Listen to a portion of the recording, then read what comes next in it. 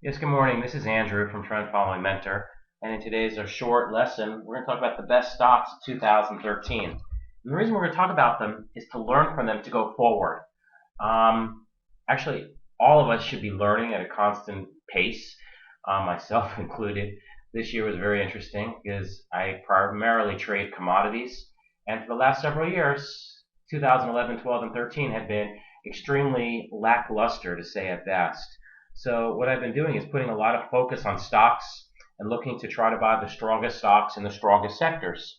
So that leads us to today's discussion, or this morning's discussion, on the best stocks of 2013. Everyone had all kinds of ideas of what was happening in the market and fear, and many hedge funds underperformed. And there's a very simple thing we can do, which I do. Let me just put it right here, is I use simple moving averages on the S&P.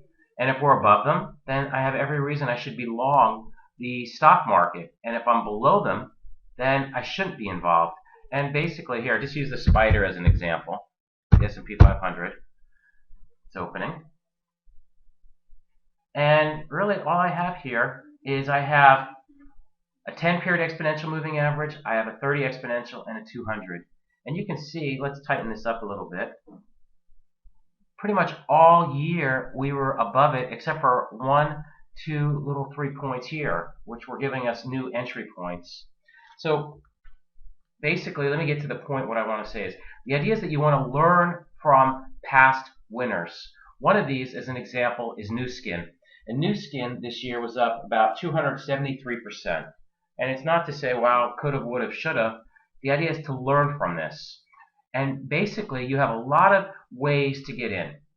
You have the primary idea of the trend breakout, which you can buy the 21-day breakout, which you can see right here. It's just an indicator I have in Metastock. And then what you also want to notice, when this thing did break out, it broke out on extremely high volume and gapped up. And never, let's get rid of this, never took out the 50-period exponential moving average. Let's say you missed it. There's different ways you can get in on a trend retracement. You can draw a simple trend line. You close above it. You're long. I mean, you have to make your own rules. I have explicit rules for me to get in, where I use a trend line like this. I break above it. My risk is to the low. This way I can use position sizing, put on more shares, and I'm risking less than 1% of my account size. And let's see what happens. Let it run. Here's another trend break. The other idea you can use, a very simple idea, and you can email me if you need the formulas for these, it's the force index, which it signifies pullbacks. You can see it right here. When the force index, when you're in an uptrend and goes below the zero line, this gives you an entry point. Here's one here, and there's another one here. And then you buy the high of that. Another retracement strategy is I use a 5-day momentum kind of scenario, and you can see those scenarios. So the idea is there's numerous opportunities to get into these big winners. How do you find the big winners? One of the things I do is I use an exploration in Metastock I call it Trend. It's this one, excuse me, Trend Mentor Ranking, where I rank the stocks and I can see which ones are moving. Once I know what's moving, then I know what I want to focus on. Between that, I also like the IBD 50 and Can Slim. It gives me another idea of what I should be focusing on. And this is really what we're trying to do is buy the best stocks in the strongest sectors when the market's healthy. Another stock was this one. And you could have seen where you had the breakout here, and it was just taking out the 50-period exponential moving average. But the fact is, this one I did not catch. It was too late. I mean, it didn't show up on my radar screen until it really started moving. And it really hasn't pulled back yet. Right now, it's on my watch list. Talked about Nu Skin. Let's talk about everybody, or was everybody's favorite, Tesla. Tesla did the same scenario. It broke out here on very high volume, which maybe some of us never heard of Tesla. But all of a sudden, it went from the 40s up to 70. I mean, here it is. It's almost doubling. And let's say you thought you missed it. You can do a trend retracement line right here. Just draw a trend line. You also saw here, you have a pullback on the force index. You have a pullback in the force index. And a lot of times these correlate to the 5-day, this other indicator, this 5-day momentum, where you're having a pullback, a pullback, a pullback, and they give you opportunities.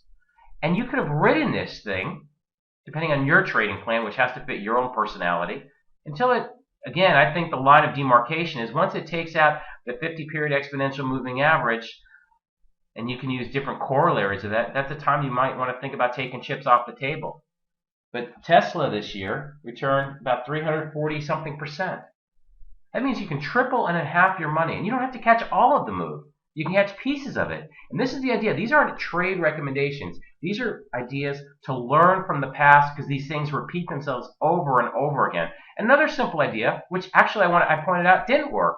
You want the breakout here again, and then it basically failed.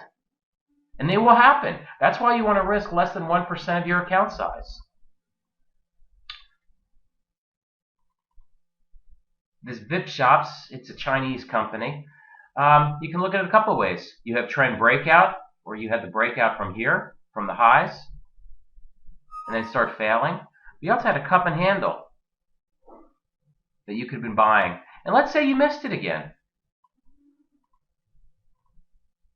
Draw a trend line. And it runs right back up to the 50-period exponential moving average. It never looked back from this point, from 40 up to 80. Didn't take out the 50-period exponential moving average. You could have added on here. Could have added on here.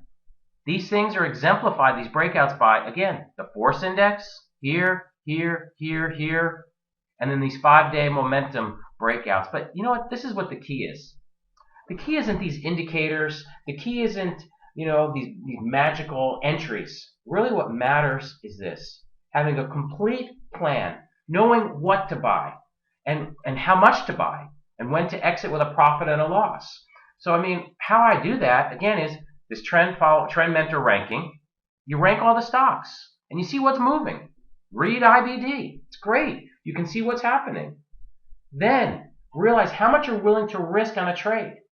And then you really have to focus on your trading psychology, because I don't care what methodology or what stock, you're always going to have losses, and you're going to have a series of losses.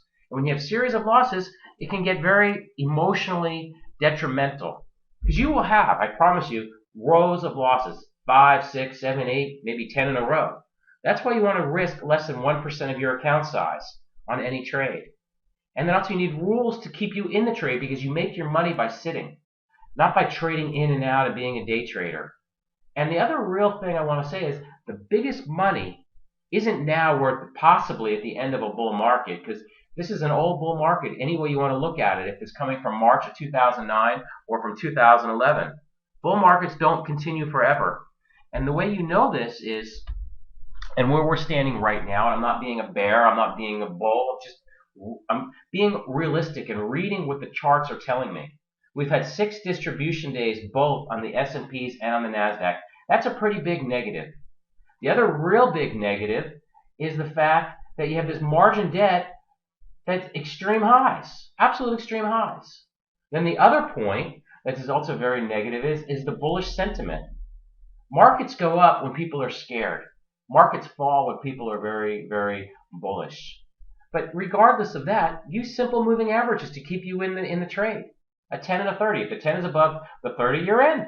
Very simple. And if it goes below it, tighten up or get out. You need to make up a set of rules that you can follow consistently.